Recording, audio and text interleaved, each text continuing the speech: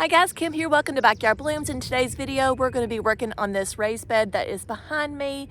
This bed is approximately 2 years old. My husband built it for me. It is made out of cedar. It is 8 by 4 feet. And we are going to top this off with topsoil. The topsoil came from, or it's actually a compost, came from Super Sod. It is a really good blend of compost and it will be great for this raised bed for all my zinnias seeds that I'm going to plant in this bed this year, or any type of vegetables that I choose, maybe tomatoes or a basil or something similar to that. But anyways, these seeds or plants are going to be very, very happy in this raised bed this year. So what I'm going to do and what I'm going to show you in the video is we're going to, like I said, fill it with the compost, and then we're going to reconfigure the drip system in here. I had 1/4 inch tubing in the raised bed, and we're going to change it out to a 1/2 inch tubing so we can get more water. I don't feel like I had an adequate amount of water supply to this raised bed last year, so we're going to redo that, and I'm going to show you how to do that. So we're on the side garden here. I'm going to show you my gorgeous tulips as we go. But I'm just going to try to show you where this raised bed is, because it's kind of hidden and you guys normally can't probably see that. But this is the hydrangea garden, and they're starting to bud out.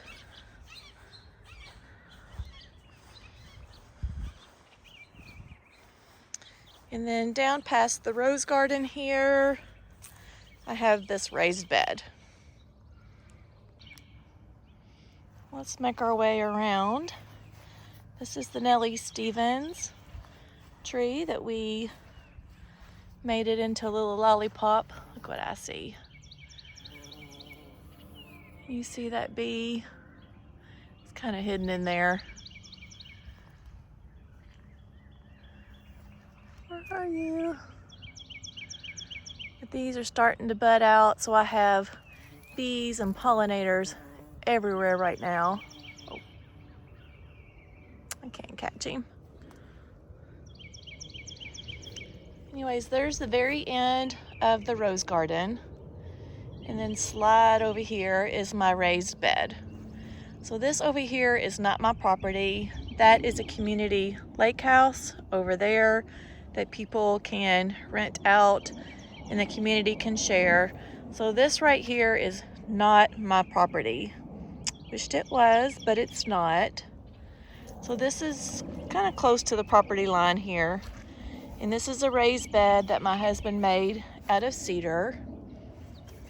And this is where I had all my cut flowers last year. All my zinnias, lots of other stuff. I think I put too much stuff in there and not all of it could come up. I have something coming up in it right now.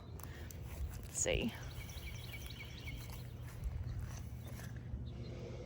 So I'm not sure. I don't think that's weeds.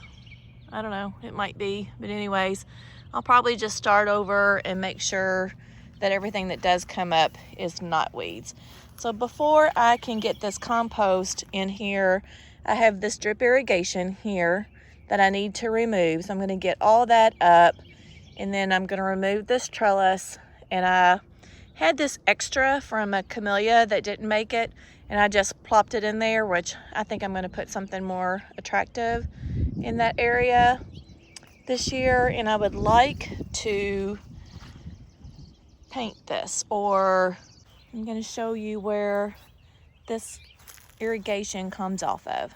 So you can see I have an extra line right here. So I have my 1/2 inch strip up in this area somewhere, and I need to unearth it and probably put a 1/2 inch strip from this location all the way to here, and then run a 1/2 inch strip kind of probably down the middle of this raised bed, and then I'll use the 1/4 drip as well. But I don't feel like I got the adequate amount of water supply to this last year. So I'm going to revamp it, and I'm going to share with you how I do that with drip. I'm going to have some extra videos coming out about drip. I have a lot of people complained that they couldn't hear my voice over the music last time, so I'm going to redo that video and hope that it will help everybody, because you guys, this is life-saving to me. Like I said, I work full-time. I do not have the time to come out here, nor would I want to come out and spend all my time watering. Sometimes it's pleasant, but not day after day. You feel like that's a chore that you have to do.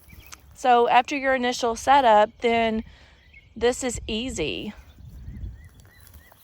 So I still am going to try to use this 1/4 inch drip as well. I need to test it out. Sometimes you have to replace some of this 1/4 inch tubing because it will get hard water stain. You can see right there, there's where the emitters are, and they're like every 12 inches, I believe. On this tubing right here, I always call this my copper tubing. So we're gonna get all this removed. I'm gonna go grab some 1/2 inch tubing, and right there's no need for me to use drip system from this box over to here because I don't need to water this area. So I'm gonna grab my 1/2 inch black tubing for this area, and then we'll run it up through the box, and then we'll connect it to the 1/2 inch copper tubing, and then we'll connect this 1/4 copper tubing to that as well.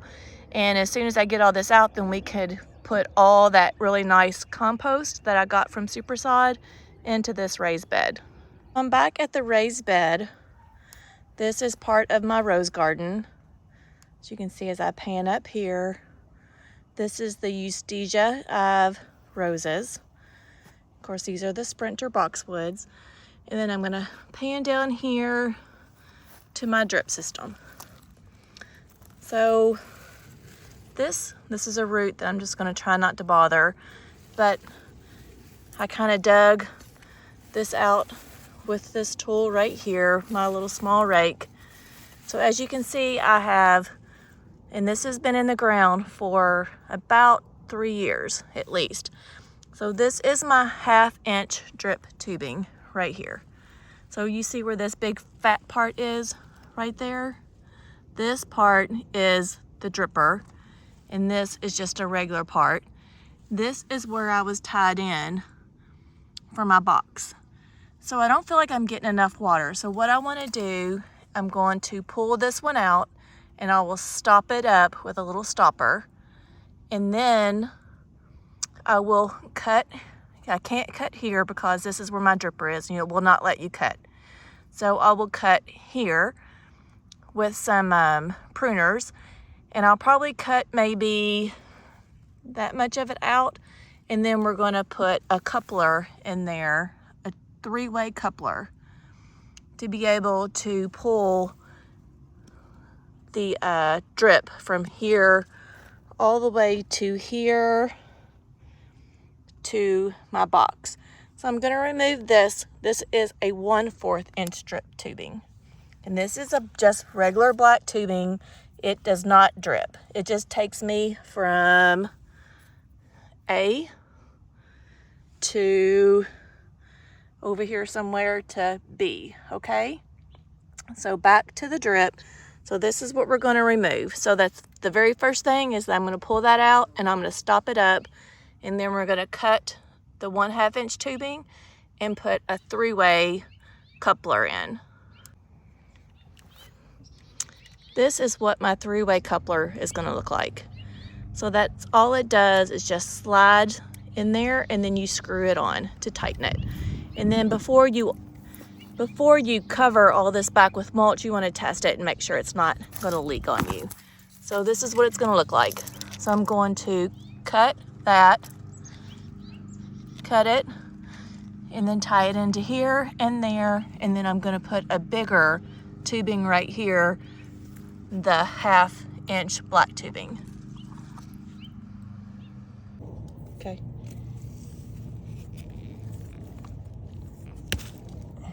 Just let it go.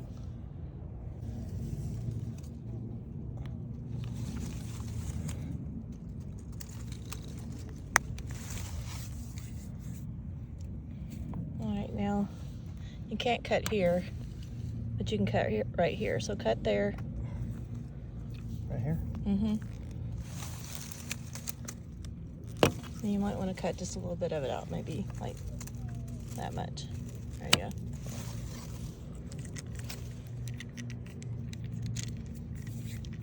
And attach that.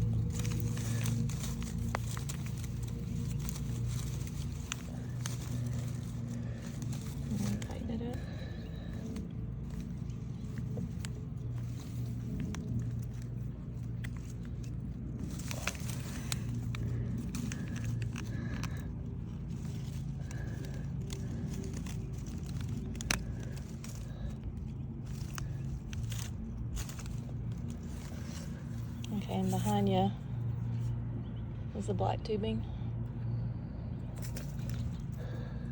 And I'll attach that to here. So this is our drip. This is our 3-way coupler. And this is our 1/2 inch, just regular tubing. It will not drip. It will just get you from A to B.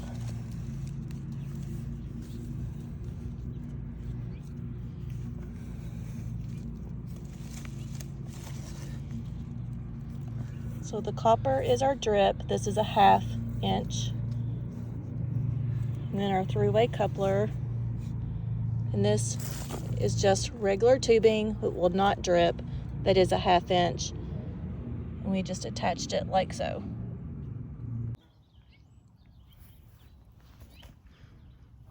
Okay, now that we are all connected to our drip, we have our black tubing. And my husband buried it underneath here so he doesn't mow over it. And then underneath the box, and it comes up over here. So this is where our black tubing is. And this is the end of it. So we're gonna fill this box up with the really good soil that we have from Super Sod. And then once we're finished that, we'll hook up this 1/2 inch tubing to another coupler and then hook it up to the 1/2 inch drip. And then I'll run the drip a couple of pieces here along with the real small 1/4 inch strip that we have over here. So that's the plan for now.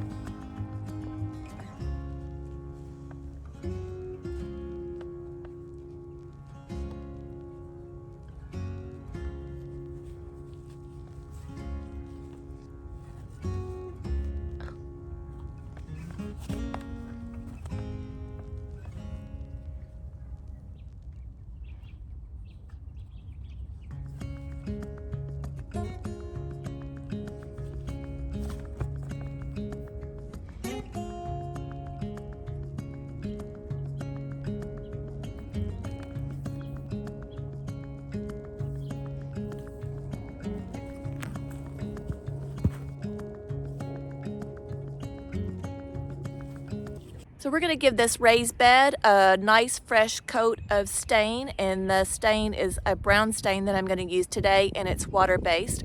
Water-based is a little bit easier to clean up instead of an oil base, and I think it might be better for any type of seeds or vegetables that go into this raised bed as well. And the projects or the tools that I'm going to need today is a brush, gloves, and a can opener, and I think that's going to be it. So let's get started. This is the stain that I bought yesterday at Lowe's. It is Valspar brand, and the name is Canyon Brown. So this is transparent and it is water-based. I believe the water-based is a little bit better for the environment than an oil-based, and it's very easy to clean up versus the oil. So we have our stain, I have a can opener, I'm going to use this to nail on, and we have a paintbrush, and of course my gloves that I'm going to use today. So that's all that we needed to do this project.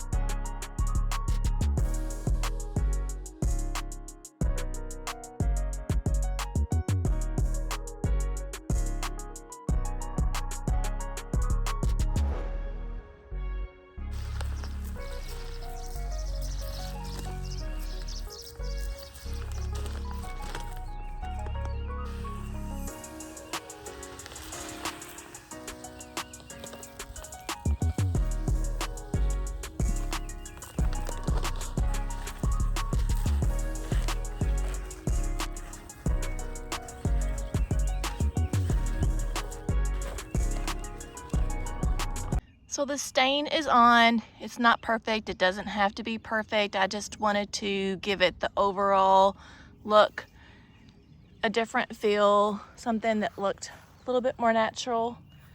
Even though the brush strokes still haven't dried, I feel like after it dries, it'll look really nice. So this is our finished product.